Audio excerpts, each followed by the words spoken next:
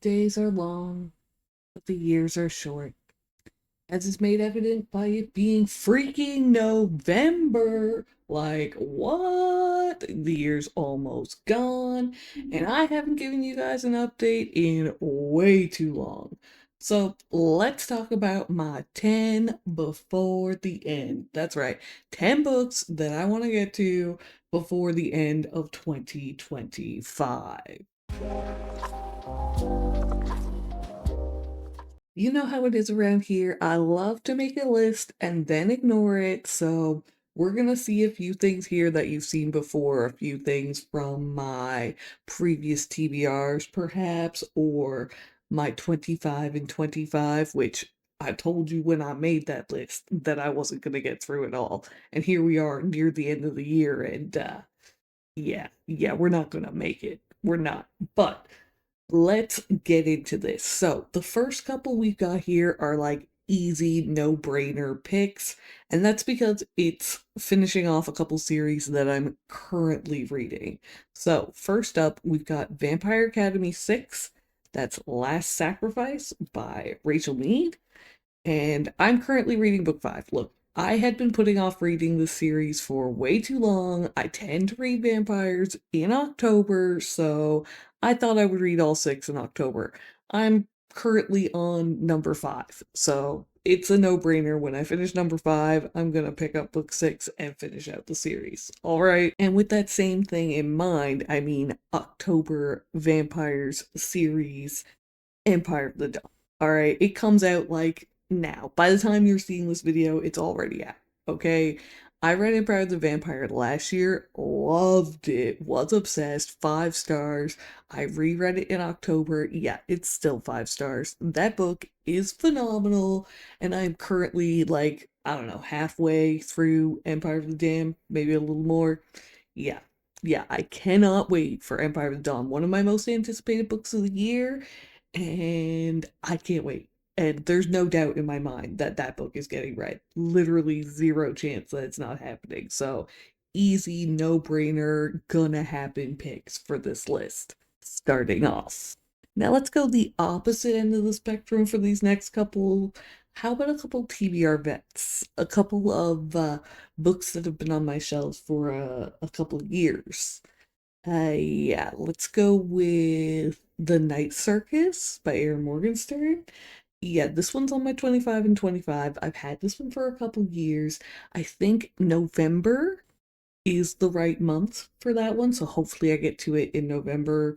I mean, it could still be great in December. I don't know. I don't know. I haven't read it, but it seems like the vibes, the kind of circus fairgrounds. I don't even know if it's on a fairgrounds, but like I don't know, there's a certain kind of whimsy vibe with a circus that can work for me. Like I like a circus vibe. I'm not super into clowns, but I do like a circus fairgrounds, especially if you got like weird Cirque du Soleil type circus stuff. Yeah, that works. That works. Anyways, I've put this book off for way too long. It's on my 25 and 25. It's the right season. It's the right time. I want to make this one happen. And also on that 25 and 25, and it's been on my TBR for like a couple years. It's also been on a couple monthly TBRs this year, and I haven't read it yet. Yeah, Vicious by V.E. Schwab. Okay, there is no reason that I haven't picked this book up. All right, if I remember correctly, it's like friends to rivals to enemies with superpowers, but I think they might be villains, maybe, or one of them. I don't know. I love to root for a villain. I heard great things about it. V.E. Schwab is a like much beloved author, and yeah, I've been meaning to read it. There's no reason that I haven't picked this book up except that I haven't picked this book up. So hopefully we can finally get to this one before the year is done. All right, next on the list, instead of something that's like a TBR vet, how about we go for a relatively new release? This is an October release that I didn't get to in October. and it's Mate by Ali Hazelwood. Let's be so for real, if Ali Hazelwood writes it, there's a decent chance that I'm going to read it. I haven't read any of her like little novellas, but all of her like novel length books, I'm pretty sure I've read them all. I think.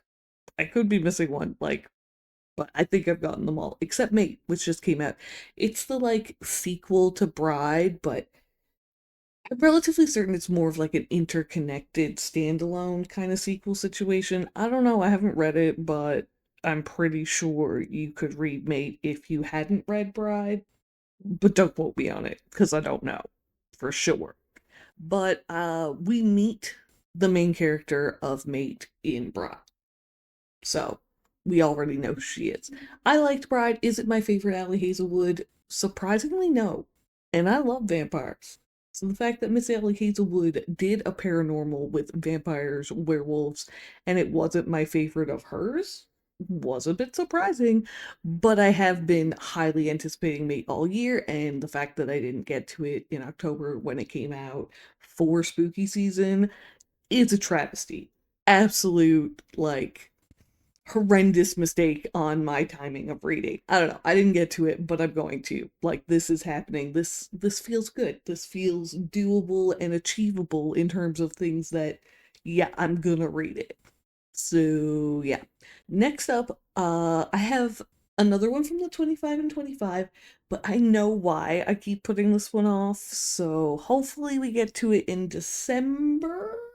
Maybe it's the Crimson Moth by Kristen Crisarelli, Heartless Hunter, depending where you live. It has different titles.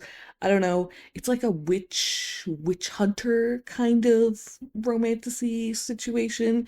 I don't have the second book yet, Rebel Witch. It's out. It's done been out for a while.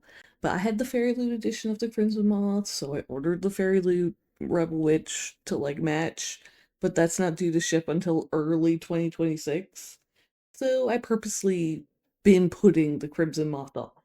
But it is on my 25 and 25, and I really want to read it, and I feel like I don't know, I feel like we could get it in.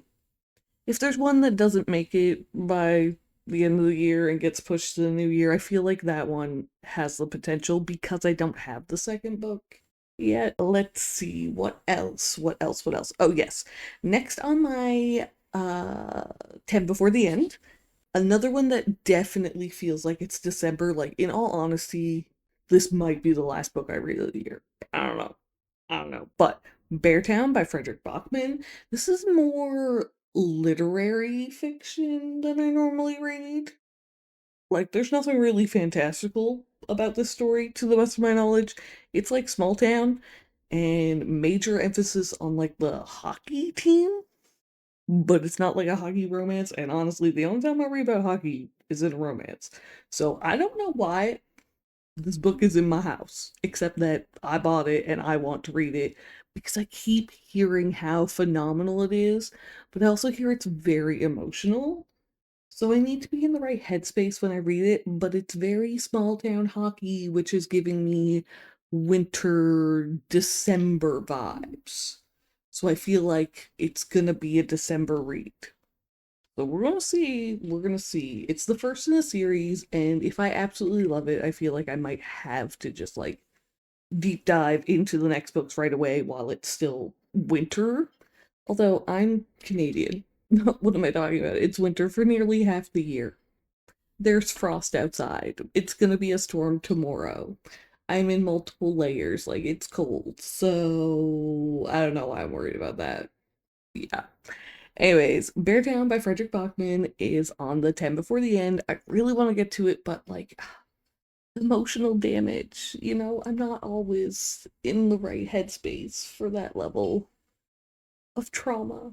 Even though I don't know what the trauma is, I just know when people read this book, they sob.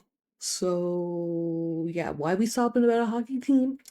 Don't know, but I want to. I want to know. Next on the 10 before the end is the second Emily Wilde's book. I think it's The Map of the Otherlands, right? Compendium of Lost Tales is the last one. Encyclopedia of Fairies is the first one. Yeah. Map of the Otherlands. Heather Fawcett, I believe, wrote it. I should really write down authors' names when I make these lists, but alas, I did not do it. I did not. I'm not looking it up because I'm lazy. But yeah, Emily Wilde's book two. I read the first book in January and I loved it. I absolutely adored Wendell. Oh my god, he's such a weird little quirky dude with all his thimbles and his threads and his fine clothing, and I loved it. I loved it so much, but I haven't continued on. And I, since reading the first book, got like the gorgeous, I think it's Owl Crate editions of them, and the second book was just giving total fall vibes. And I thought it might be a cute little cozy read between some of my vampire reads in October. That didn't happen, but November is still fall energy. Regardless of the cold I live in, November is still fall energy. We do not cave to the winter until December. So, yeah, I really want to continue this series. I own it. I just I want to get back with Wendell and Emily Wilde, and yeah, I want to continue the series. And I think this is the time. I really do. I think we can get this one in before the year's done. All right, next up on our 10 Before the End list, we've got something that's a little bit, again, like Beartown in the sense that it's a little more literary than what I typically read. It's not so speculative. This is more of like a historical fiction, but it's not like deep historical, all right? We're only talking the 1980s. I was born in the 80s. It wasn't that historical. But it's also a romance, and that's Atmosphere by Taylor Jenkins Reid. It focuses on a female astronaut in NASA's, like, I don't know, shuttle program, some kind of NASA program. I don't remember. I haven't read it yet. All right, I'm trying to remember the blurb that I read months ago before I ordered it and then proceeded to not read it. Yeah, but I really, really wanted to read it. I was super anticipating it before it came out, and I never got around to it. And I really like to read this book before the year is over. And plus, like, we've got space plus romance from Taylor Jenkins Reid. I haven't read a bunch of her books, but I did really enjoy Evelyn Hugo.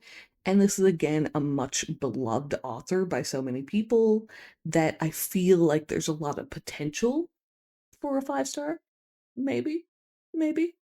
Yeah, I want to know. I want to know what happens in this book. So, that one's on the list. And the final book on our 10 Before the End is actually one of my most recently acquired books. We do a little book exchange every few months in one of my like Instagram group bookish chats. I love it. It tends to fall around holiday, so this was our Halloween book exchange, and I was so lucky to be gifted SilverCloak by Ooh, I think it's Laura Steven. That might not be her name.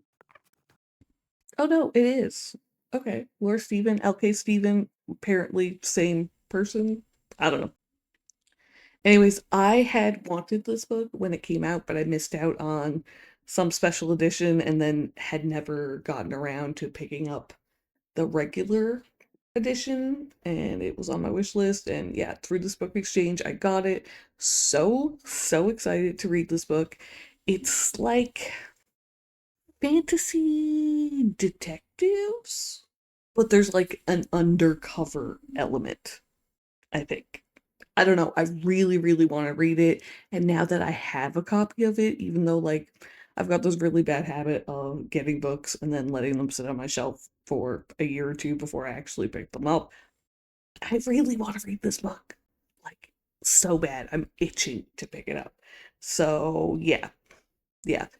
Again, not as likely as some of those earlier books that are basically just like givens that I'm going to get to in the next few weeks, but I'd like to read this book before the year's over. I've heard good things when it first came out. I don't know what happened with this book. It had a whole bunch of hype when it first came out, but I don't really hear very much about it afterwards. Like, I don't know, the hype train just didn't last very long. It feels like to me. Maybe it's just my particular corner of like book stuff that I didn't really see it much more after it came out. But I still really want to read it. I'm really excited to read this book. So yeah. But yeah, these are just 10 books I'd like to get to before the end of 2025. Let me know down in the comments if you've read any of these books. Did you love them? Did you hate them? What did you think of them? What books would you be hoping to read before the year is over? I'd love to hear from you in the comments. And if you like this video, be sure to give it a like. It really helps the channel out. And subscribe for more bookish content to come in the future. I'd love to have you here. Bye-bye.